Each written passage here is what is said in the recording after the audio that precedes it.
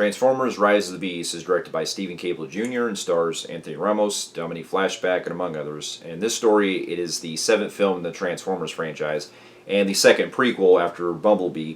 where you have, it's set in the early 90s, where you have a young man that's played by Anthony Ramos, who's a ex-military technology expert that is trying to look out for his little brother and trying to find a job and everything. And along the way, he ends up coming across the Autobots, that's Optimus Prime and Bumblebee and all them, and they have to pretty much make a race against time and find this device while they're basically being hunted by the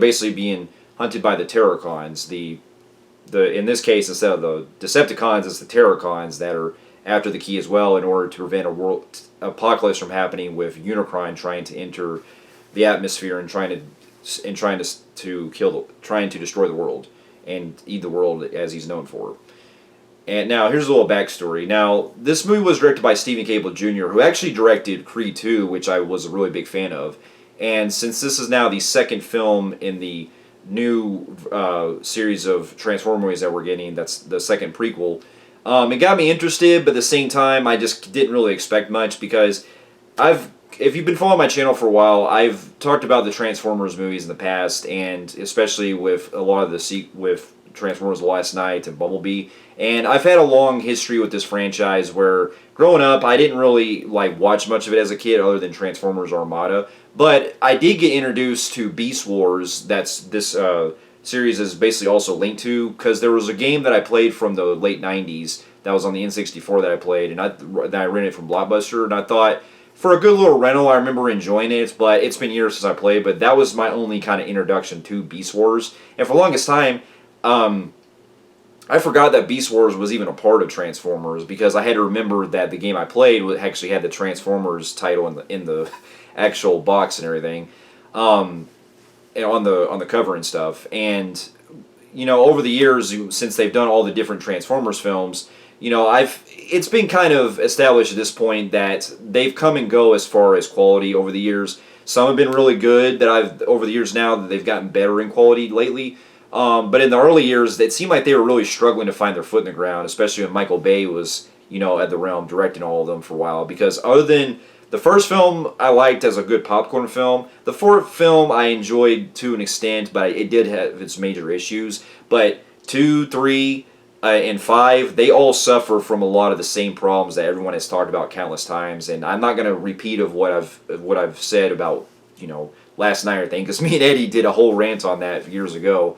But it seemed to me like after that movie came out that the franchise was pretty much done, and that where else can you go with it? And then when it was decided they're going to do pretty much a prequel to the series where they have Bumblebee come in, I was skeptical, but at the same time I was kind of hopeful, because I was like, well, since you didn't have Michael Bay directing, there could be a good chance. And I was actually really surprised with Bumblebee, because that one actually I did enjoy. I did have certain aspects with the first Transformers movie more than Bumblebee, but I still really enjoyed it, and I think that it definitely was one of the better entries that we had. And probably might be the first or second, maybe the second favorite of mine, other than the first movie.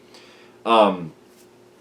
to an extent. And then also going into this one, it got me interested, because I like to see that, it seemed to me that when Bumblebee came out that they kind of planned to have it still continue to do a series of prequels, while kind of doing basically a soft reboot, so to speak, where it's kind of, restarting the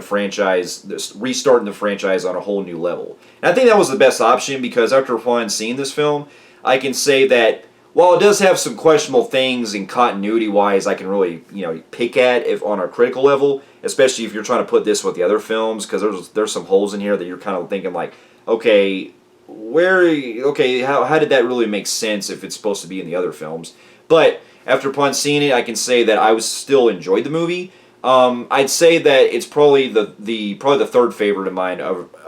after the first Transformers and Bumblebee. But to get my pros out of the way, I enjoyed the cast in this, especially Anthony Ramos. I'm not really too familiar with him, but I think that he's a really great actor, and I think that he really commands, a presence on screen where, he's trying to be that kind of everyman type of guy that's just trying to provide for his family and stuff. And he basically, in a way, in a certain kind of feeling, he reminds me basically of he's like a more like relatable level. I felt like I felt more relatable to him on a good personal note compared to how I did with Sam from the first Transformers movie. So it's really crazy how over the years that we've done a lot of lead protagonists, and it seems like they finally are getting better with the writing with the human characters. Because even though I will admit that I didn't mind Shia LaBeouf in the first Transformers movie, I did feel like he wasn't really one of the best written characters of the franchise. Especially how they treated him from the sequels. But I will say that on a good start, I still liked his presence in the first film, and I thought he was still likable. But it seemed like when they got to Bumblebee and now this one, they're making the human characters, you know, a lot more likable now. They're written better. They give them a lot more layers and stuff. Because in this one, you have to the chemistry that goes on with Anthony Ramos and his brother, I thought was very not only heartwarming and touching, but often funny at times. And I kind of thought that if the movie was kind of going in a certain direction where it would have went to, it probably would have made the movie go up a little bit more than what I expected. Because it does kind of suffer in the third act with getting to some stuff that really falls kind of short. They underutilize some characters, but I still really enjoyed the way it plays out with his character throughout, and I also do like his banter that goes on with Dominique Flashback as well, because she does provide some good screen presence as well, because I saw her also in Project Power, and that was my introduction to her, and she's a really good actress. And the way that they actually present it to where they're having to go on this journey, it is what you've seen before in a lot of the other films where they have to work the Transformers, mainly with the Autobots, where they have to get a device and they basically have to save the world. It's the same, done, rinse and repeat. But at least in this one, it seemed like they were trying to at least add some other stuff that I got really invested in with how they were adding up to. Especially with this opening backstory that got me really interested in how they were doing with the beasts in this. With the as they're called, the Maximals. Because in this film, we get introduced to these kind of like beast type of Transformers, like we have Optimus Primal in this, that's voiced by Ron Perlman. I thought that's, to me, was really perfect casting right there. Like Ron Perlman really knocked it out of the park with his performance in this, playing his vocals and stuff. And I am kind of a pro or con with the actual way they're written throughout the film, because they do an excellent backstory in the beginning of the film, but then throughout the film, it really seems like they forgot to pretty much use the beasts as it went along until probably until like halfway through the film. Because when it gets into more of the stuff, we're mainly focused on the human characters, like we always are, and then also parts that involve with Optimus Prime and Bumblebee in this. And to an extent, I do at least give them credit that they at least try to give them equal screen time with the Autobots and a lot of the Transformers in this, because compared to how Michael Bay used to do with his films, I'm glad to see the directors of the new franchise of these last two movies. They're really trying to put their foot in the door with trying to make sure that they're trying to balance everything out, and I think that's what you really want to do in a Transformers film. And there is some really good things that involve with trust in this that I find myself with Optimus Prime to an extent. However, I will say that the only thing that kind of lacks in that regard is, I'm not going to go into spoilers, but I mean, if you've seen from the first film, it kind of makes me really wonder how this is necessarily a prequel, especially if it's supposed to be set before the first movie. Because it almost seemed like they were trying to reboot the series again with Bumblebee and trying to make it seem like the characters have never been never stepped foot on Earth. But yet when we get to when we get to Transformers 1, it's like they have to pretty much restart themselves completely, like they've never been there before again. And so that's the only kind of issue of how they're really doing the whole continuity problems in this, but I'll get into more of that later. But the whole idea of, but then to get my other pros, it's also great to hear Peter Cullen voicing Optimus Prime again, because he is the ultimate voice that really provides the best as Optimus Prime in all the best in every way as possible. And I don't think there's really another actor that can really replace his voice for this character. So it's great to always hear him again. I gotta also say that the visual effects in this are really outstanding. It's what you expect with Transformers, because one of the things I've always admired with at least all the films is that at least the visual effects, what the characters are supposed to be like, and they do at least, a great job. And I also gotta really appreciate, even though he's not used too much, the guy that voices Unicron in this, I thought was really menacing as hell. And he gave me chills, like kind of put chills in the back of my spine when I was listening to his voice. So I thought he was a great presence, but I think they're really saving him up for either something later down the line or